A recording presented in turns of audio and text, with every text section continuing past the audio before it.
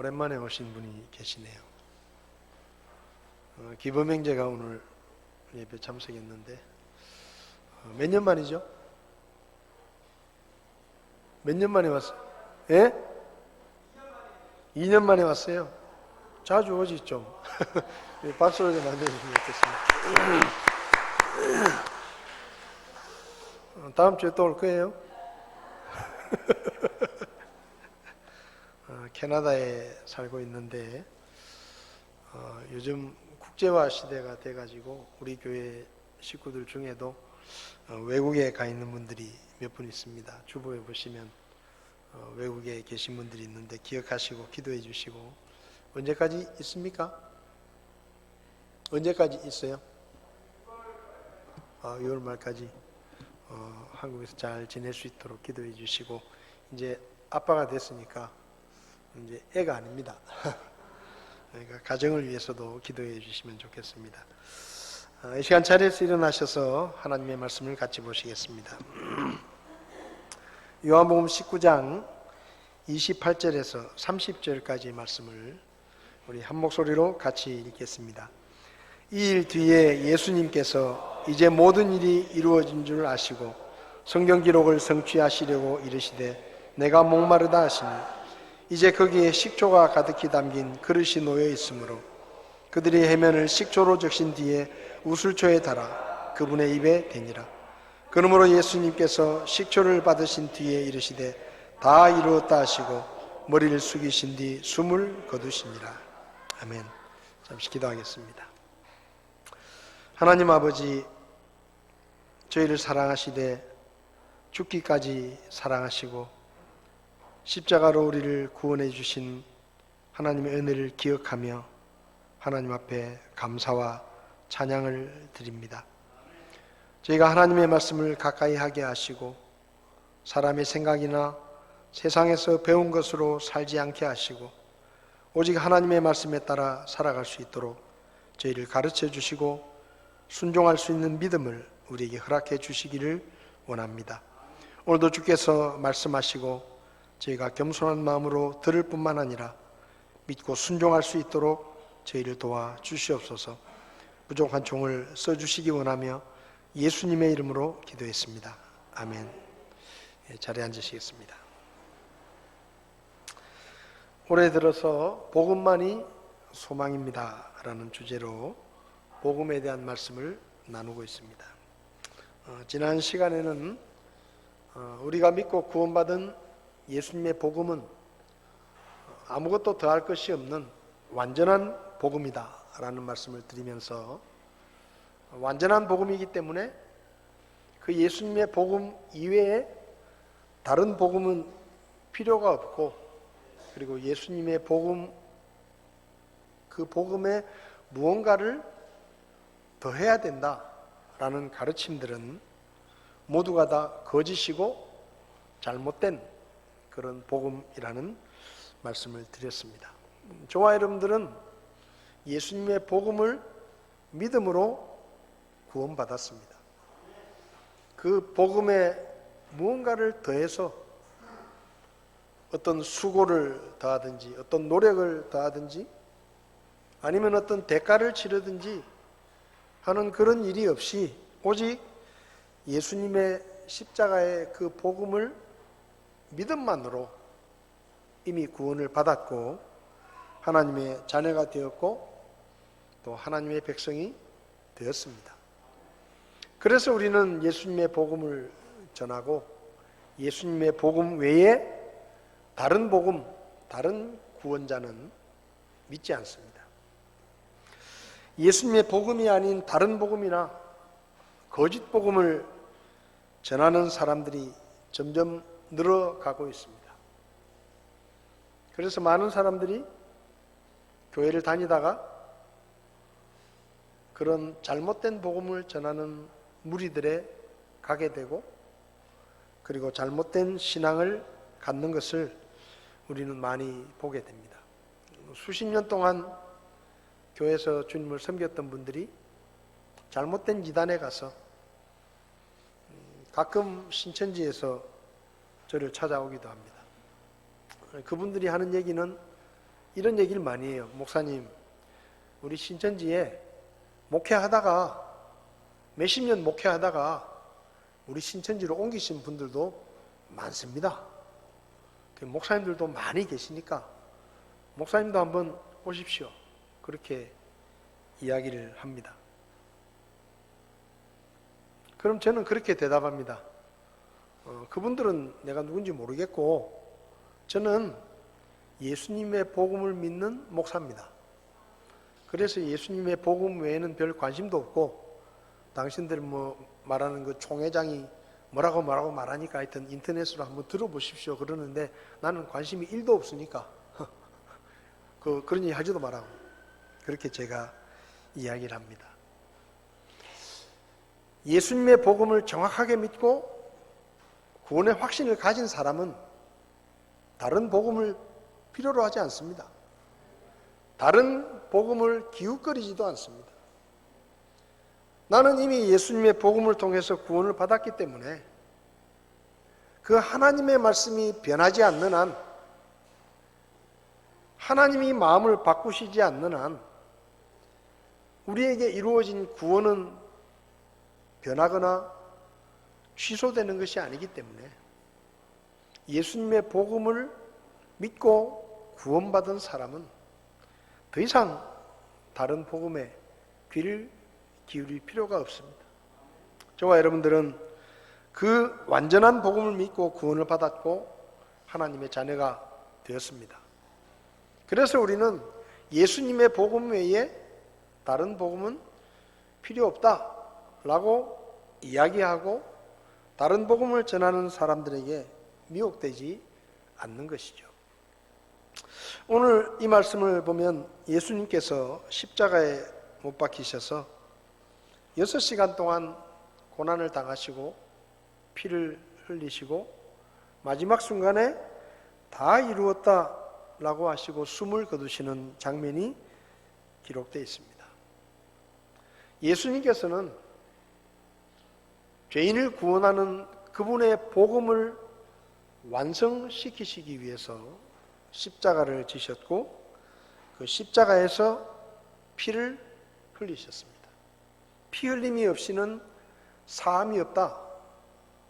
죄를 사하기 위해서는 반드시 피 흘림이 필요하다라는 율법의 요구를 예수님은 십자가에서 친히 하나님의 어린 양으로 피 흘리심으로 그 율법의 요구를 충족시키셨고 그리고 우리에게 복음을 완성해 주셨습니다.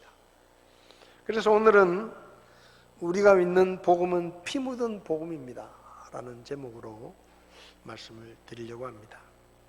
우리가 믿은 복음은 예수님의 복음은 예수님의 피가 묻어있는 복음입니다. 우리가 믿은 복음은 그저 어쩌다가 우연히 우리에게 주어진 것이 아니라 하나님의 아들이신 예수님께서 이 땅에 오셔서 십자가를 지시고 그 십자가에서 피를 흘리심으로 완성하신 피가 묻어있는 복음입니다. 사람은 완전하게 창조되었지만 하나님께서 먹지 말라고 하신 선악을 알게 하는 열매를 먹는 죄를 지음으로 죄인이 되었고 그리고 모든 사람은 죽음과 멸망에 이르는 그런 운명에 처하게 되었죠. 그때 하나님께서 계획하신 것이 하나님이 창조하셨던 그 사람이 행복하게 영원히 살기를 하나님은 계획하셨는데 사람들이 죄를 지어서 영원히 살지도 못하고 지옥에 가서 고통을 당하게 되니까 하나님께서 그 사람들을 구원하시기 위해서 계획을 세우셨습니다. 사람들은 이걸 모릅니다. 사람들은 자기가 죄인이라는 것을 모릅니다. 그리고 이 세상을 떠나서 죽음 후에 어떤 일이 자기에게 벌어질지를 사람들은 모릅니다. 그래서 지옥에 간다는 것도 모릅니다. 영원히 지옥의 형벌을 당해야 된다는 것도 모릅니다. 근데 하나님은 다 아시는 거예요.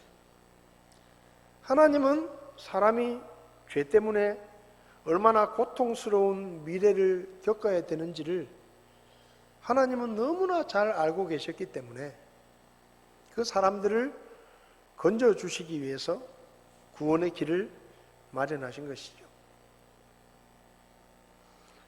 요한계시록 21장 8절을 보면 그러나 두려워하는 자들과 믿지 않는 자들과 가증한 자들과 살인자들과 음행을 일삼는 자들과 마법사들과 우상 숭배자들과 모든 거짓말쟁이들은 불과 유황으로 타는 호수에서 자기 몫을 받으리니 이것은 둘째 사망이니라 라고 말씀합니다.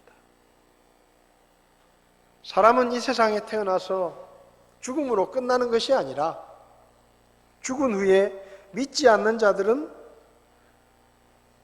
불과 유황으로 타는 호수에 던져져서 거기서 영원히 고통스러운 삶을 살게 되는데 그 삶이 죽음보다 더 고통스럽기 때문에 둘째 사망이다 라고 표현한 것입니다.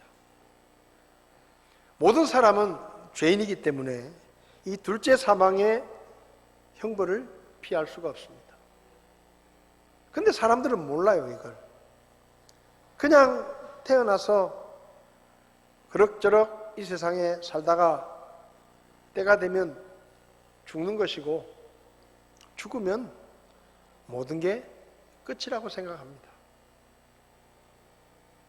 근데 하나님은 그것이 끝이 아니라는 것을 알고 계셨습니다. 그리고 그 죽음 이후에 어마어마한 고통이 기다리고 있다는 것을 하나님은 아셨기 때문에 그분이 직접 창조하신 사람을 구원하기 위해서 하나님의 구원자이신 예수님을 보내시고 그분은 죄가 없지만 모든 사람의 죄를 대신해서 십자가에 못 박혀 피 흘려 돌아가셨습니다. 다 이루었다. 이 말의 뜻은 내가 사람을 죄에서 구원할 이 복음을 완성하러 왔는데 그 일이 끝났다. 그 사명을 완수했다. 복음을 완성했다라는 의미입니다. 예수님께서 십자가에 피 흘리심으로 복음의 완성자로 사명을 마치셨기 때문에 우리에게 전해진 예수님의 복음은 그저 우연히 어쩌다가 주어진 복음이 아니라 하나님의 아들이신 예수님의 그 귀중한 보혈의 피가 묻어있는 피 묻은 복음입니다. 마태복음 26장 27절을 보면 예수님께서 제자들과 마지막 만찬을 나누시면서 주의 만찬을 정해주시며 이렇게 말씀하십니다. 또 잔을 집으사 감사를 드리시고 그들에게 주시며 이르시되 너희는 다 그것을 마시라. 이것은 죄들의 사면을 얻게 하려고 많은 사람을 위하여 흘린 나의 피, 많은 사람을 위하여 흘린 나의 피, 곧 새 상속 언약의 피다. 예수님께서 제자들에게 십자가를 지시기 전에 이렇게 말씀하셨습니다. 이 잔은 내 피다. 나는 이제 십자가에 못 박혀 피 흘릴 텐데 그 피가 모든 사람의 죄를 사하는 피다 라고 말씀하십니다. 로마서 5장에도 8절을 보면 우리가 아직 죄인이었을 때 그리스도께서 우리를 위해 죽으심으로 하나님께서 우리를 향한 자신의 사랑을 당당히 제시하시느니라. 그러면 이제 우리가 그분의 피로 말미암아 의롭게 되었은즉 더욱더 그분을 통해 진노로부터 구원을 받으리니. 우리가 구원받은 것은 어쩌다가 구원받은 것이 아니라 예수님께서 십자가에 피 흘리시고 완성하신 그 예수님의 피가 묻어있는 그 복음 때문에 우리가 의롭다함을 얻고 구원을 받았다라고 말하는 것입니다. 여러분, 우리가 믿은 이 복음은 피가 묻어있는 복음입니다. 예수님의 생명을 값으로 치르시고 그분은 다 이루었다라는 말씀을 남기시고 그분의 피가 묻어있는 복음을 완성하셨습니다. 히브리서 9장 22절에 율법에 따라 거의 모든 것이 피로써 깨끗하게 되나니 피 흘림이 없은즉 사면이 없느니라. 하나님 앞에서 죄인이 그 죄를 용서받으려고 하면 누군가 그 죄인을 대신해서 피를 흘려서 죽어야 그 죄를 용서받을 수 있습니다. 구약시대 때 하나님께서 제사를 드리라고 말씀하십니다. 이스라엘 백성들에게 너희 중에 누가 죄를 지으면 그 죄를 대신할 양이나 염소를 제물로 선택하고 그 제물로 선택한 양이나 염소를 성전에 데리고 와서 그 제물에 귀에 대고 너의 모든 죄를 고하고 그 제물에게 죄를 떠넘기면 그 양이나 염소가 죽음으로 너의 죄가 하나님 앞에 용서받는다 하는 죄를 용서받는 방법으로 제사를 정해 주십니다. 하나님은 그냥 우리의 죄를 용서하실 수가 없어요. 왜냐하면 하나님은 공의로우신 분이기 때문에 그냥 죄를 용서할 수 없습니다. 예전에 미국의 어느 법원에서 판사가 재판을 합니다. 너무 불쌍한 사람이 붙잡혀 왔어요. 가진 것도 없고 돌봐줄 가족도 없고, 근데 이 사람이 절도죄로 붙잡혀 왔습니다. 그래서 이 판사가 판결을 합니다. 당신은 절도의 죄를 지었기 때문에 벌금 $500 벌금을 처합니다.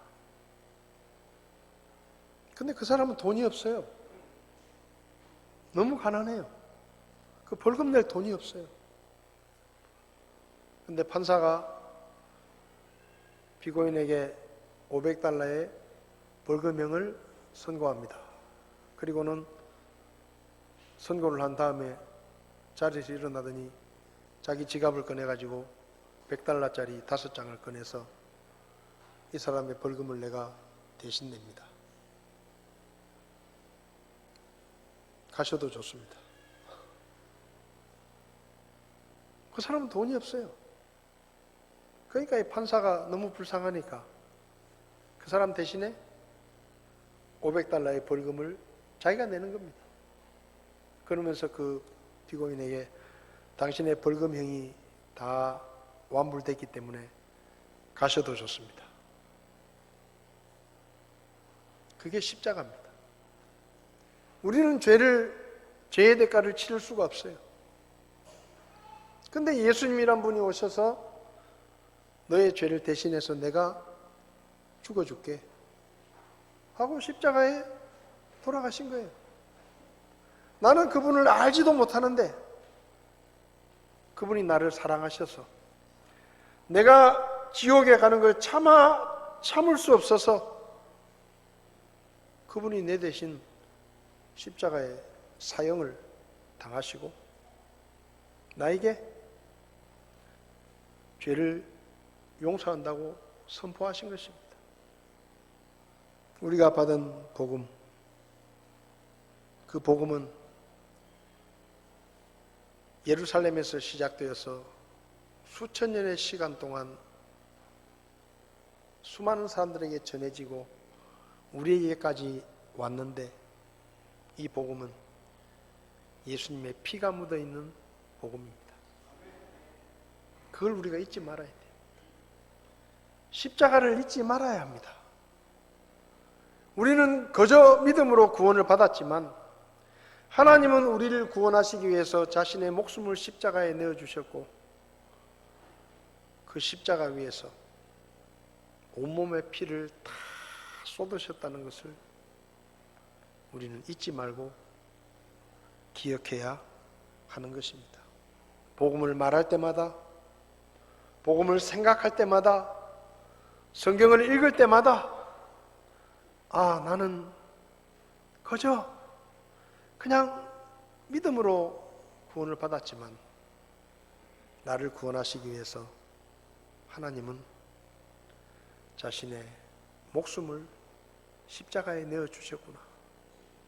나를 위해 피 흘려 주셨구나. 그 피 흘리심 때문에 내가 구원받을 수가 있었구나. 이것을 잊지 말아야 합니다. 두 번째로 우리가 받은 이 복음은 예수님의 피가 묻어 있을 뿐만 아니라 우리 믿음의 선배들의 피가 묻어 있는 복음입니다. 예수님께서 십자가에 돌아가시고 부활하시고 40일 동안 제자들과 함께 계시다가 하늘로 올라가시면서 제자들에게 이렇게 명령하셨습니다. 땅 끝까지 이르러 이 복음의 증인이 되라. 내가 십자가에 피 흘린 이 복음을 너희들은 지금부터 세상에 나가서 믿지 않는 사람들에게 전해라 하고 사명을 주시죠. 사도행전 1장 8절에 오직 성령님께서 너희에게 임하신 뒤에 너희가 권능을 받고 예루살렘과 온 유대와 사마리아에서 그리고 땅의 맨 끝 지역까지 이르러 나를 위한 증인이 되리라. 내 복음의 증인이 되라. 그리고 예수님은 하늘로 올라가셨습니다. 그분이 피 흘리심으로 완성해 놓으신 그 피 묻은 복음을 제자들에게 맡기신 것입니다. 제자들은 그 예수님의 명령을 따라 복음을 전하기 시작했습니다. 그 복음을 듣고 5,000명이 3,000명이 구원을 받습니다. 이렇게 복음 전도가 시작이 되었고 그 사도들로부터 전해진 그 복음이 지구를 돌아서 한국 땅에 전해지고 그리고 성경을 전혀 알지 못했던 저와 여러분들이 성경이라는 하나님의 말씀을 알게 되고 그리고 예수님의 피 묻은 복음을 그 동일한 복음을 믿고 구원을 받았습니다. 근데 제자들에게 예수님께서 복음을 맡기셨는데 그 복음을 전하는 과정은 그렇게 쉽지 않았습니다. 사도행전 7장을 보면 복음을 전하다가 예루살렘 교회에 집사였던 스데반이 돌에 맞아 죽습니다. 복음을 전한다는 이유 때문에 사람들은 그를 돌로 쳐서 죽였습니다. 사도행전 8장 1절을 보면 사울이라고 하는 사람이 나오는데 그 사울의 앞에 죽은 스데반의 옷을 갖다 놓으니까 그 사울이 그 스데반을 죽인 그 행동이 죄가 아니라 합법적인 행위라는 것을 공식적으로 인정합니다.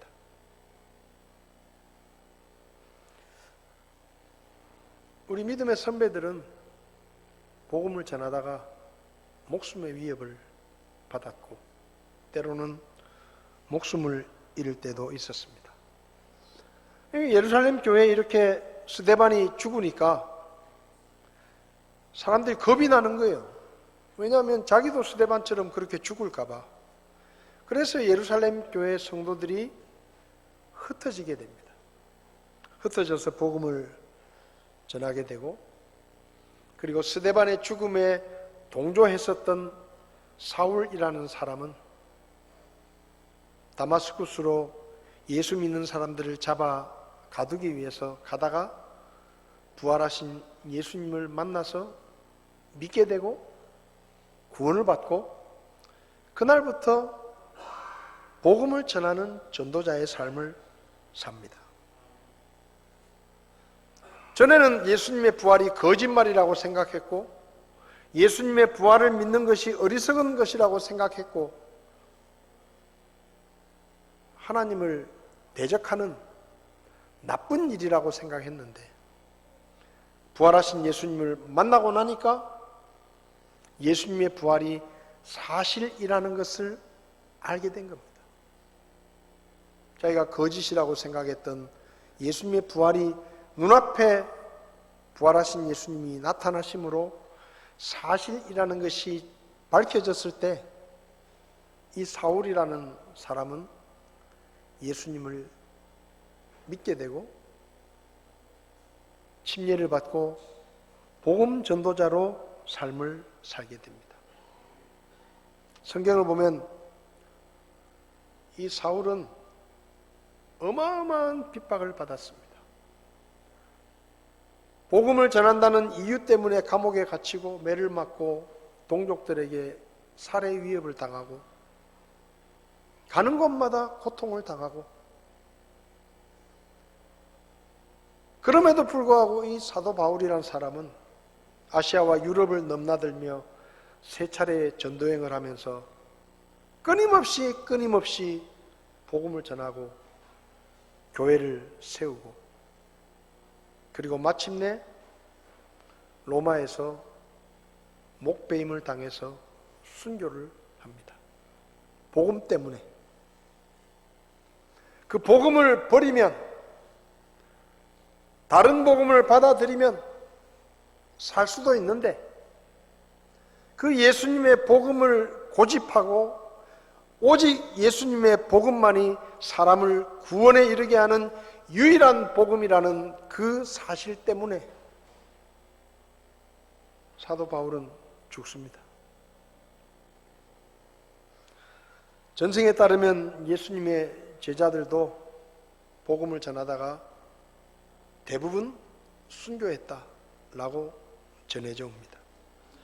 베드로는 거꾸로 십자가에 매달려 죽었고, 안드레는 흑해를 중심으로 복음을 전하다가 체포되어서 X자형의 십자가에 매달려 죽었다.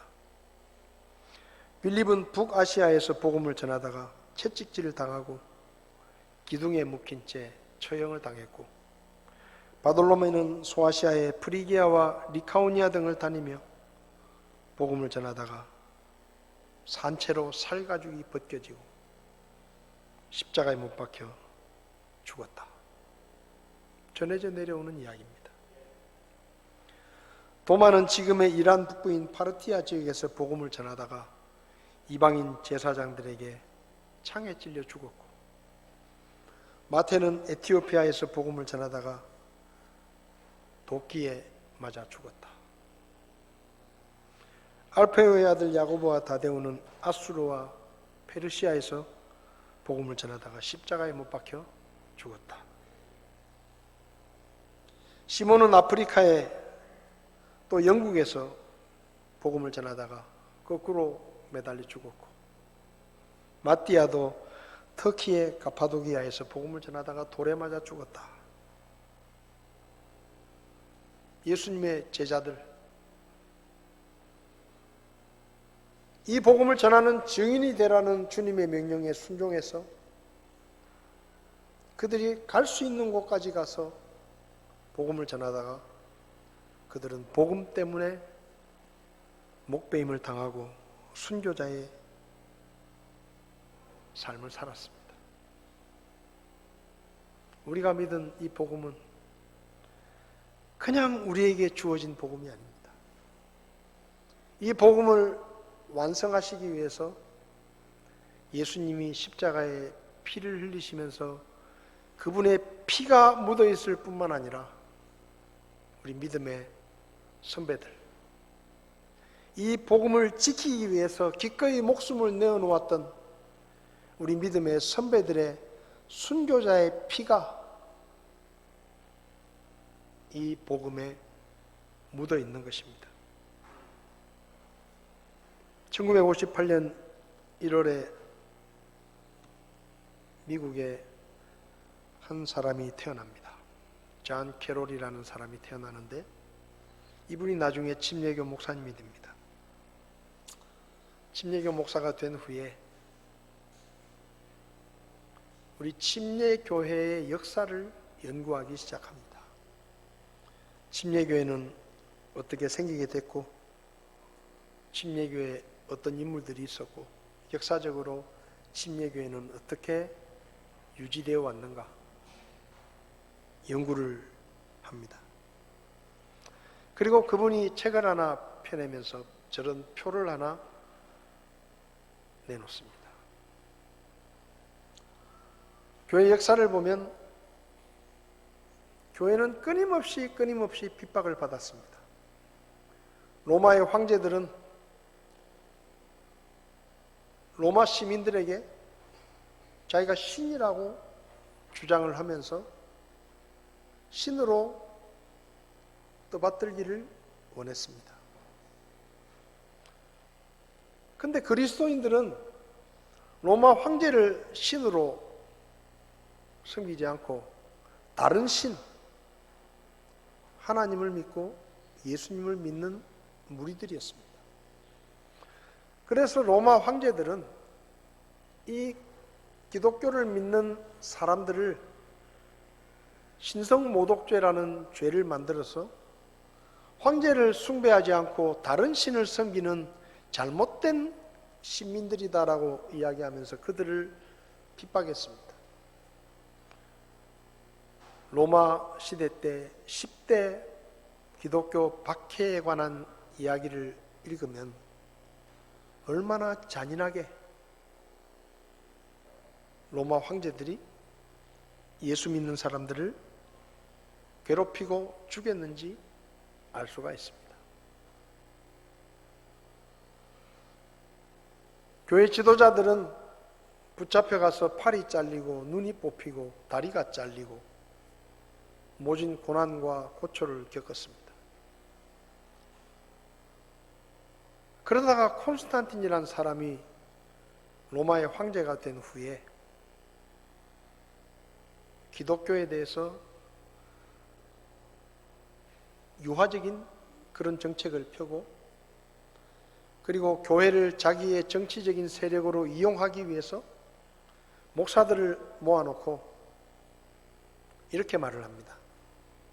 역사 기록을 보면 그 콘스탄틴이 목사들의 모임을 초청했을 때 거기 나온 목사들의 모습을 이렇게 표현해 놓았습니다.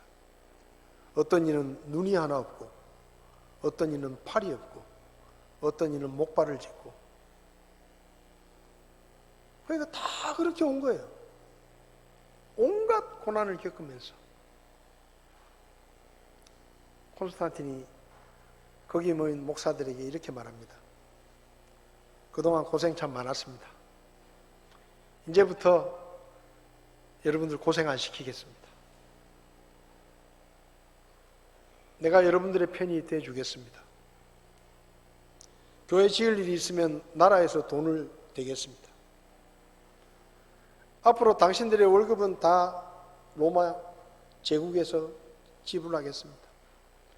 그리고 당신들은 로마의 귀족처럼 떠받들겠습니다. 그러니 앞으로는 아무 걱정하지 마십시오. 대신에 내 편이 되어 주십시오.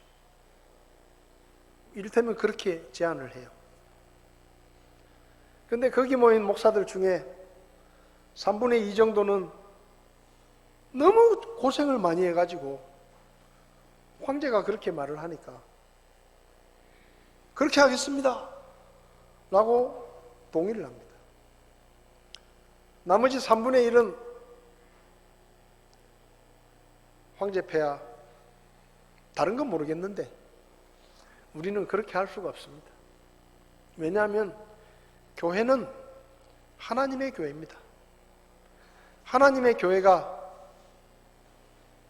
황제의 보호를 받는다는 것은 그건 있을 수 없는 일입니다. 교회 주인은 하나님이십니다. 우리는 황제의 교회가 되기를 거절합니다. 그래서 교회가 두 패로 나뉜 거예요.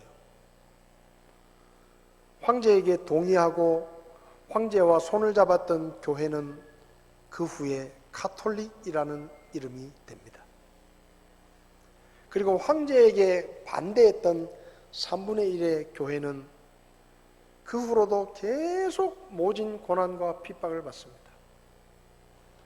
황제와 손을 잡은 카톨릭은 점점 세력화되어 가고, 그리고 교황을 앞세워서 황제와 정치적인 세력 싸움을 합니다.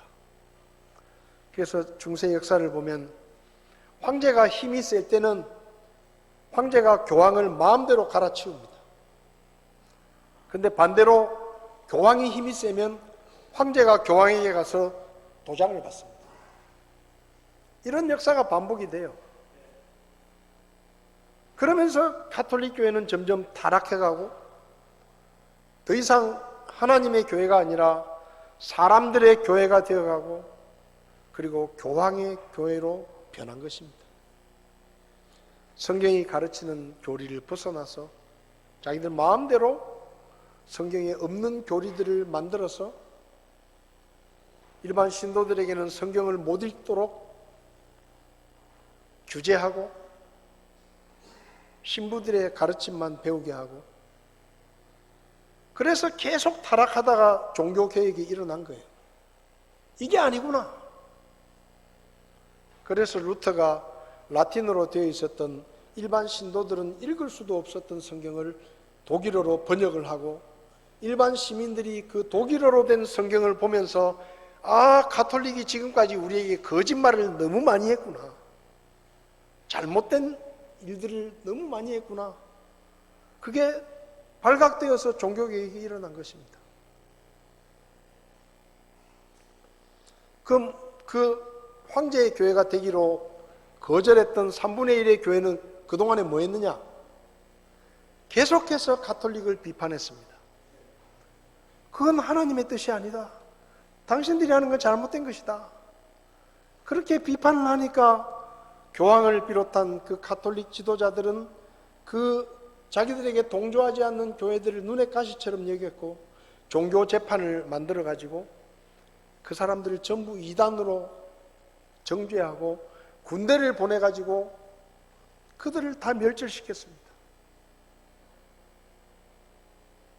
역사를 보면 한 마을에 예수 믿는 사람들이 있다는 얘기를 듣고 가톨릭이 군대를 보내 가지고 뱃속에 있는 아이들까지 다 죽입니다. 그 마을에 불을 지릅니다. 얼마나 잔인한 박해를 가했는지 몰라요. 근데 그런 박해와 핍박을 받으면서도 우리 믿음의 선배들은 지하 동굴에서 산속에 들어가서 숨어 살면서 지금 우리가 가지고 있는 이 복음을 지킨 겁니다. 이 복음을 타협하면 살 수 있는데 이 복음을 지키기 위해서 기꺼이 목숨을 내놓은 거예요. 존 캐롤에 의하면 종교개혁이 일어날 때까지, 콘스탄틴이 교회를 둘로 갈라놓은 때부터 종교개혁이 일어날 때까지, 그때를 교회 역사는 기독교의 암흑기라고 말합니다. 그 기간 동안에 저 빨간 점들이 다 우리 믿음의 선배들의 흔적이에요. 숨어 지내다 보니까 우리 믿음의 선배들은 그저 이리 떠돌고 저리 떠돌고 다니는 거예요. 여기저기를 흩어져서 다니며 믿음을 지키다가 죽고 또 도망치고 이 빨간 점들이 다 우리 믿음의 선배들의 흔적입니다.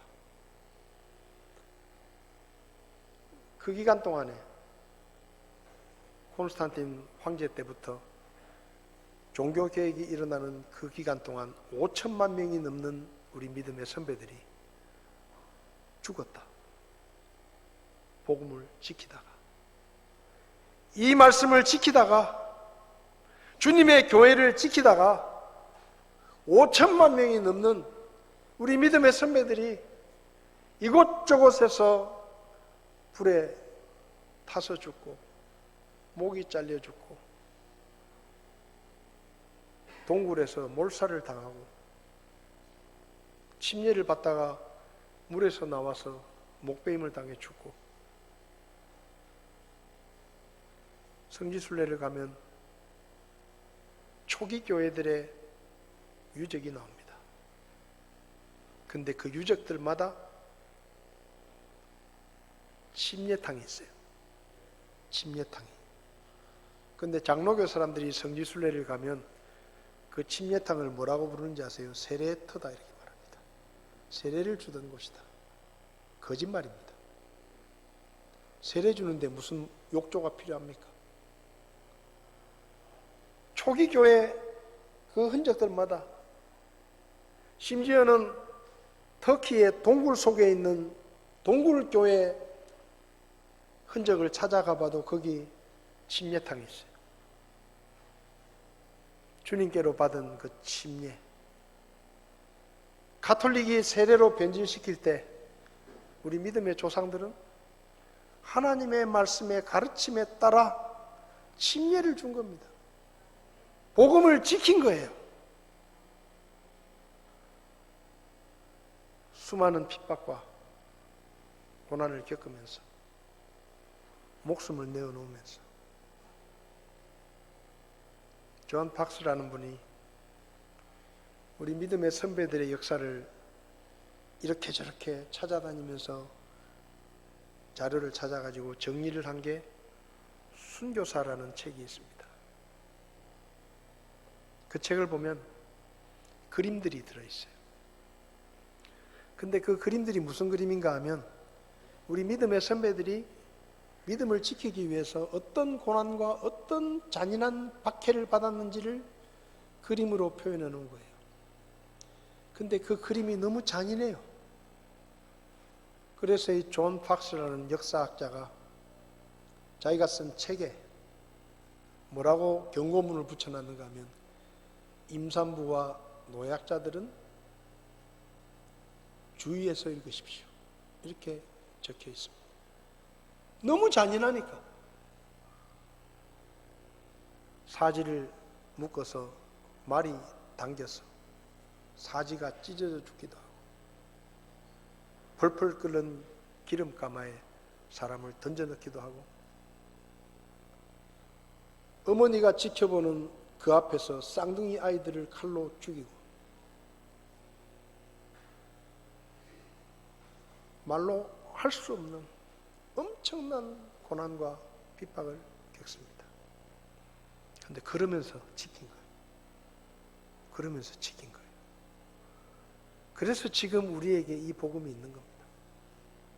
우리 믿음의 선배들이 이 붉은 점들의 흔적을 남기며 자신의 목숨을 내놓고 온 가족이 눈앞에서 죽어가는 것을 보면서도 타협하지 않고 끝까지 이 복음을 지켜서 우리에게 온 겁니다.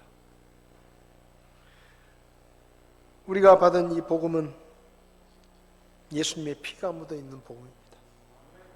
예수님의 제자들의 피가 묻어 있고, 가톨릭으로부터 엄청난 박해와 핍박을 받으며 목숨을 내어놓고 이 복음을 지켰던 우리 믿음의 선배들의 피가 고스란히 묻어 있는 것이 오늘 우리가 가진 이 복음입니다. 이 교회입니다.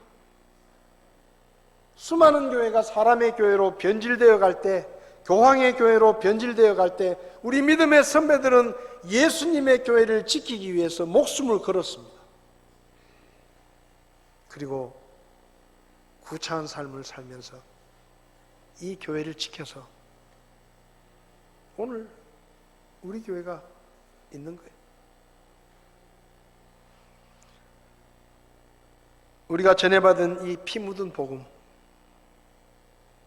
예수님의 피와 믿음의 선배들의 피가 묻어있는 이 복음이 이제 우리에게 왔습니다.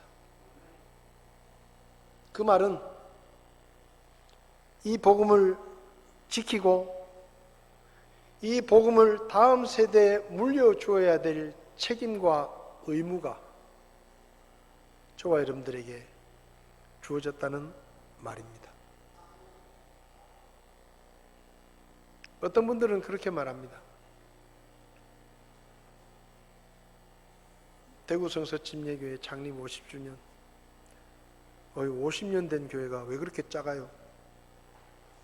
50년 된 교회가 뭐 사람들이 그렇게 없어요?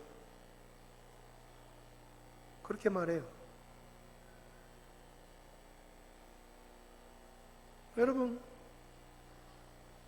우리 교회를 개척하셨던 고 추인호 목사님이 이 복음을 타협하고 변질시키고 사람들이 듣고 싶어하는 설교를 했다고 하면 지금 우리 교회는 엄청나게 큰 교회가 됐을지도 모릅니다. 그런데 그렇게 하지 않고 다른 교회들이 전하는 변질된 복음이 아니라 예수님께서 처음 우리에게 주신 그 복음을 끝까지 지키고 그 복음을 설교하고 그 교회를 지키니까 다른 교회를 다니는 사람들이 다 이상하게 보는 거예요. 그래서 왔다가 가는 거예요.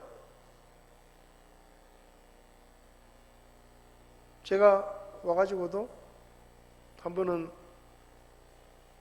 어느 장로교회를 다니는 집사 가정 4가정이 우리 교회로 교회를 옮기고 싶다고 찾아왔습니다. 4가정이에요. 아이들까지 치면 20명이 넘어요. 목사님 교회로 교회를 좀 옮기려고 합니다. 왜 교회를 옮기려고 하십니까? 우리 교회 목사님 설교가 은혜가 안 됩니다. 그래서 제가 그렇게 말했습니다. 목사님을 위해서 얼마나 기도하십니까? 기도를 안 한다는 거예요. 기도 안 하니까 설교가 은혜가 안 되지. 앞으로 매일 여러분의 목사님을 위해서 1시간씩 기도하시오. 그렇게 2달을 계속 교회를 다니다가 그래도 그 교회가 은혜가 안 되면 그때 우리 교회로 내가 받아줄 테니까 2달 동안 그렇게 하라고. 3주 만에 그 사람이 찾아왔습니다. 음료수를 사가지고 와가지고 목사님 말씀대로 매일 1시간씩 기도했더니 얼마나 목사님 설교가 은혜가 되는지 모릅니다. 교회 안 옮겨도 될 것 같습니다.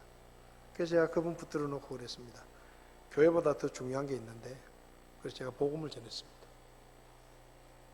그분은 구원받지 못했어요. 집사인데. 그래서 복음을 듣고 구원을 받았습니다. 어떤 분들은 목사님 교회에 왜 여자 집사가 없습니까? 저 장로교회에서 여자 집사 있는데 여자 집사로 불러주면 안 되겠습니까? 그럼 제가 목사님 교회 나오겠습니다. 우리 교회는 여자 집사가 없습니다. 성경에 없기 때문에 없습니다. 그랬더니 그분이 그러면 안 되겠네요 하면서 안 오더라고요. 한두 명이 아니에요. 우리도 조금 양보하고 다른 교회들처럼 조금 타협하고 세례 주고 그냥 뭐 적당히 타협하고 사람들이 좋아하는 것들 해주고 그러면 왜 교회가 커지지 않겠습니까? 우리 믿음의 선배들은 가는 곳마다 쫓겨다녔어요. 목숨을 내놓았어요. 그래도 우리는 목숨은 안 내놔도 되잖아요. 네? 우리가 이 복음을 지킨다고 정부에서 뭐 군대를 보내가지고 교회를 없애고 그러진 않잖아요. 우리 선배들은 그렇게 했어요. 앞으로 모릅니다. 앞으로 세상이 어떻게 변할지 몰라요. 목사가 감옥에 잡혀갈지도 모릅니다. 예수 믿는다는 것 때문에 불이익을 당할지 몰라요. 그때도 우리는 이걸 지켜야 되는 거예요. 눈을 하나 잃더라도, 팔이 하나 잘리더라도 우리에게 온 피 묻은 복음을 지켜서 우리 다음 세대에 물려줘야 될 거 아닙니까? 그게 우리의 책임이에요. 그냥 받은 복음이 아닙니다. 이 복음을 귀하게 여기고 이 복음을 지킬 수 있기를 바랍니다. 주님 다시 오실 때가 가까웠지만 주님이 좀 늦게 오시면 우리 교회의 믿음을 지켜서 우리 다음 세대에 물려줘야 되는 거예요. 그게 우리의 책임입니다. 기도하시겠습니다. 자, 눈을 감으시겠습니다. 혹시 여러분 중에 아직 구원받지 못한 분이 계시면, 오늘 내 인생이 끝나면 천국에 갈 확신이 없으시면 이 복음을 믿으시기 바랍니다. 십자가에 못 박혀 돌아가시고 부활하신 예수님 그분만이 하나님의 구원자이시고 죄인이 용서받을 수 있는 길은 그분을 믿는 믿음밖에 없다는 것을 믿으시기 바랍니다. 그래야 구원을 받습니다. 저도 이 믿음을 갖기 원합니다. 예수님 믿고 구원받기 원합니다. 그런 분이 계시면 오른손을 들어주시면 제가 기도해 드리겠습니다. 성도 여러분, 우리는 피 묻은 복음을 받았습니다. 우리 믿음의 선배들의 피가 묻어있는 이 복음 지키고 어떤 대가를 치르고서라도 이 복음과 교회를 지켜서 우리 다음 세대에 물려줘야 될 책임이 우리에게 있습니다. 어려울 것입니다. 좁은 길일 것입니다. 힘들 것입니다. 많은 사람이 가지 않을 수도 있습니다. 그렇지만 우리가 갈 길은 이 복음을 지키는 길이고 이 교회를 지키는 길이어야 합니다. 우리 믿음의 선배들이 그랬듯이 우리 자리에서 일어나셔서 358장 주의 진리 위에 십자가 공의 찬송 1절 찬송하시면서 우리 마음속에 다짐을 했으면 좋겠습니다. 이 복음을 변질시키지 않고 지키겠습니다. 이 교회를 사람의 교회로 변질되지 않고 주님의 교회로 끝까지 남을 수 있도록 지키겠습니다. 그런 결심이 오늘 아침에 저와 여러분들에게 있기를 원합니다. 우리 이 찬송 1절 부르시면서 새롭게 다짐하는 그런 시간이 되었으면 좋겠습니다.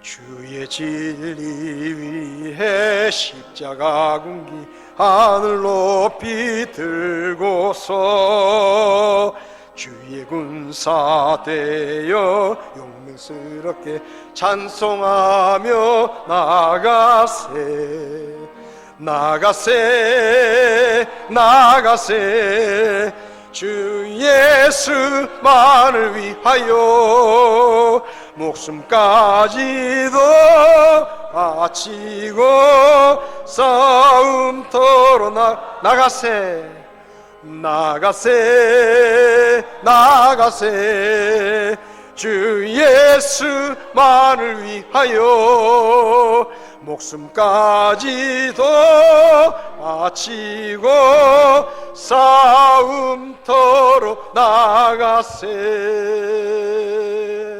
기도하시겠습니다. 고마우신 하나님 아버지, 예수님께서 십자가에서 피 흘리심으로 완성하시고 우리 믿음의 선배들의 수많은 순교자의 피들이 묻어있는 이 복음이 우리에게까지 전해지게 하시고 우리가 이 복음으로 믿음으로 구원받게 하셔서 감사합니다. 이 복음을 지키는 교회, 사람들의 교회로 타협하지 않고 주님의 교회로 남기 원하는 이 교회를 우리에게 물려주신 것 감사합니다. 주님이 맡기신 이 피 묻은 복음과 피로 값주고 사신 주님의 교회를 우리도 잘 지켜서 우리 다음 세대에 전해줄 수 있는 믿음의 선배들이 되게 도와주시옵소서. 이 복음을 타협하지 않게 하시고 끝까지 붙들고 목숨을 내어놓고서라도 이 복음을 지킬 수 있도록 저희를 도와주시옵소서. 예수님의 이름으로 기도했습니다. 아멘. 예배를 마치겠습니다.